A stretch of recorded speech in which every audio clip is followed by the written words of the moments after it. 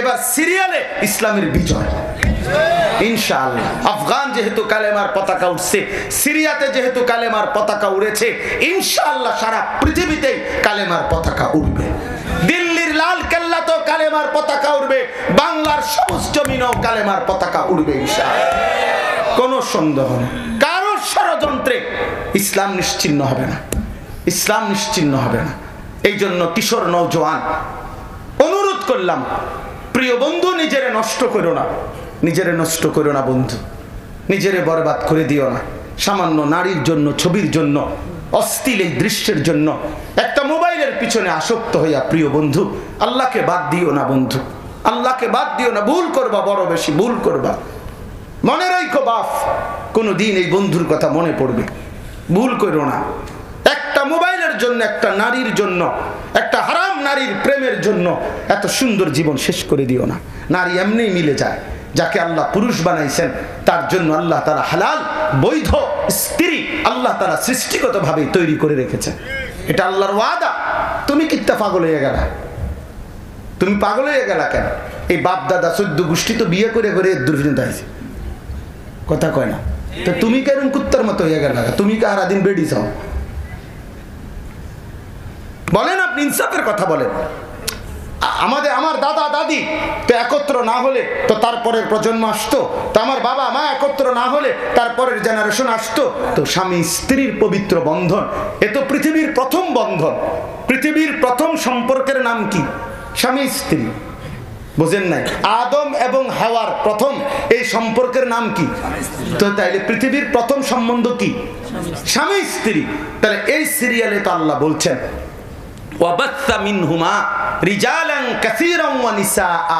আমি আল্লাহ এই দুই স্বামী স্ত্রীর মাধ্যমেই আমি পৃথিবীময় নারী এবং পুরুষ ছড়িয়ে দিলাম। তাইলে এভাবে তো চলছে, এটা তোমার জন্য মিলে যাবে ভাইয়া। আমাদের ছেলে পেলেদের সারাটা দিন মোবাইলের মধ্যে চোখ, রাত সারা রাত ছবি, নাচ, গান, আহা কেমনে নষ্ট করে দিলা জীবন। কি জন্য? একটা নারীর জন্য। তো সে তো মিলবেই। একটু সবর করো, একটু সবর করো।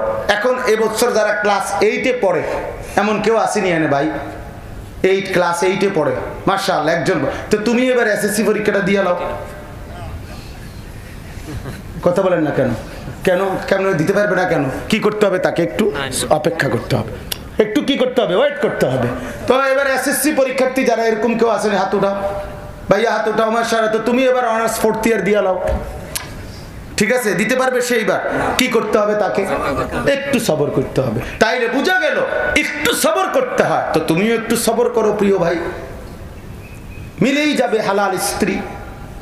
এই জন্য দোস্ত দয়া করে কোনোভাবেই, এটা আমার মূল মিশন, আমার জিন্দেগির মিশন, এটা আমার হায়াতের মিশন, এটা যে আমার নওজোয়ান ফিরবে, আমার কিশোর ফিরবে, আমার তরুণ ফিরবে, আমার যুবক ফিরবে, আগামীর কালেমার পতাকা উড়াবে ইনশাআল্লাহ। 7 জন যুবক আসহাবে কাহাফের মাত্র 7টা ছেলে, 7টা যুবক, পুরা জাতির বিপরীতে। পুরা জাতি মূর্তি পূজক, শিরিক করে, মূর্তি পূজা করে, মূর্তির সামনে তারা তাদের বকরি কে বলি দেয়। এরকম নিকৃষ্ট মূর্তি পূজক এক জাতির দেশে 7টা যুবক ঈমান আনছিল আল্লাহর উপরে।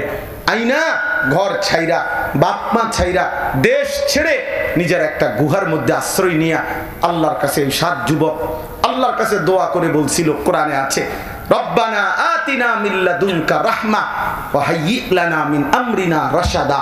আল্লাহ আপনি আমাদের উপরে রহমত নাজিল করেন। আর আমরা কি করতে পারি? আমাদের দায়িত্ব, কর্তব্য, দেশবাসী জাতির সংশোধনের জন্য কি করা উচিত? আপনি আমাদের পথ রাস্তা সহজ করে দেন, আপনি আমাদেরকে হেদায়েতের রাস্তা দেখায় দেন, আমাদের করণীয় আপনি ঠিক করে দেন।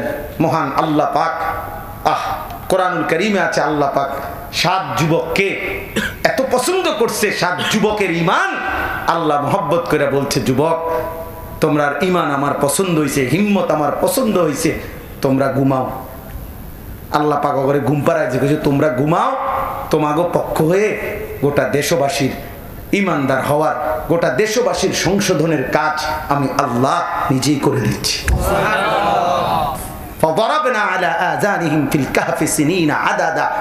আল্লাহ বলেন আমি গুহার মধ্যে তাদেরকে ঘুম পাড়ায় দিলাম 309 বছর পরে আমি আল্লাহ নিজেই ঘুম থেকে তুললাম। সুম্মা বাসনাহুম, আমি তাদেরকে কবর আর ঘুম থেকে উঠাইলাম 309 বছর পর।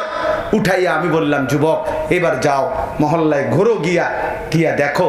মহল্লায় ঘুরে দেখে ছেলেরা পুরা জাতি ইমানদার, বাদশাহ ইমানদার। আমি সংক্ষেপে কইলাম, আরে সুবহানাল্লাহ, যুবকের ইমান আল্লাহর পছন্দ। নওজওয়ান হিম্মত করলে আল্লাহর পছন্দ, আল্লাহর পছন্দ। এই জন্য দোস্ত অনুরোধ করছি, মসজিদে আকসাকে যেন আমরা ভুলে না যাই, আল্লাহকে যেন ভুলে না যাই। ফিলিস্তিন আমাদের হৃদয়ের অংশ, ফিলিস্তিন আমাদের কলিজার অংশ। আল্লাহ তাআলা আমাদের ফিলিস্তিনকে আমাদের চোখেই যেন বিজয়ের পতাকা উঠতে দেখি আমরা, বলি আমিন। তো প্রিয় ভাই, সেখান থেকে আল্লাহ তাআলা 7 আসমানের ঊর্ধ্বে আল্লাহ তাআলার আরশে আজিমের মেহমান বানাইছেন নবীজিকে। তো দুইটা কথা কি বলতে চাইছি।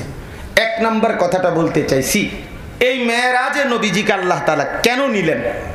একেবারে সংক্ষেপ কথা হলো, আমাদের প্রিয় নবী সাল্লাল্লাহু আলাইহি সাল্লাম 40 বছর বয়সে যখন আল্লাহ তাআলা ওনাকে ইসলাম প্রচারের দায়িত্ব দিলেন, তো যেদিন থেকে নবীজি কালেমার প্রচার শুরু করছেন, সেদিন থেকে মক্কাবাসী বিরোধিতাও শুরু করছে। একটানা 10 বছর নবীজি মক্কায় আল্লাহ নবী সাল্লাল্লাহু আলাইহি সাল্লাম কালেমার প্রচার করছেন, কাফেররা বিরোধিতা করছে। এই বিরোধিতার ভিতরে আল্লাহ নবী সাল্লাল্লাহু আলাইহি সাল্লাম 10ম বছর, মানে নবীজির বয়স তখন 50, এই সময় নবীজির চাচা আবু তালেব ইন্তেকাল করছে। স্ত্রী খাদিজা তার 5-7 দিন পরে একমাত্র বিবি খাদিজা তিনিও ইন্তেকাল করছেন। নবীজির মনটা খুব ভাঙ্গা গেছিল। এই সময় মক্কার কাফেরদের জুলুম অত্যাচার নির্যাতন আরো বেড়ে গেছে। স্ত্রীও নাই, চাচা আবু তালেবও নাই।